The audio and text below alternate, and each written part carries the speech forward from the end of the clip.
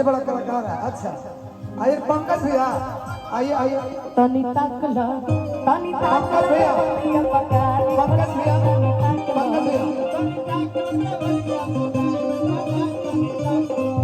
अतवार लिखल बा हो सोमार लिखल बा इनकर साली के सोरा गो भतार लिखल बा तनी ताकला।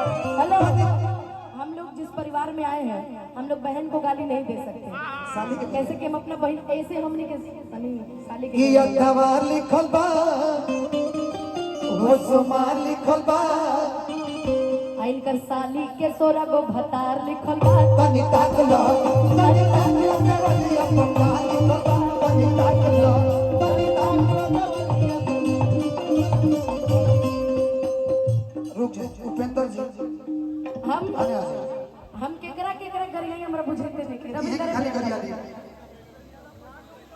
अच्छा का है रे भाई, ये गाना याद बा कि नीम पर हैं नीम पर चढ़ल करैला तो मरचाई का करी तू गावा फिर हम आई हक साली बिगड़ गइली तो नहीं इनकर साली भइल छिनार कर माई गा इनकर साली भइल छिनार उनकर साली भइल छना।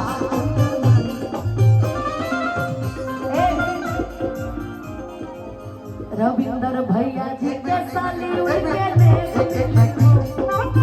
आदरणीय श्री हेलो हेलो प्रभुनाथ चाचा जी, बहुत सारा प्रणाम है मन से। लालू चाचा जी के बड़े साले साहब हमने की शब्द कहीं नहीं हमरा किया नाम सकते ना याद होला भैया, हमरा का लिख के देवे के पड़ेला, हमारा मेमोरी कमजोर है। चाचा जी के सादर प्रणाम बा, अभिनंदन, स्वागत है कि मंच पे आ जाए। हमारा परिवार के बड़हन बेटा हवन लड़की के अच्छा लालू परिवार के तो बड़हन बेटे नु कहेंगे, आ जौन परिवार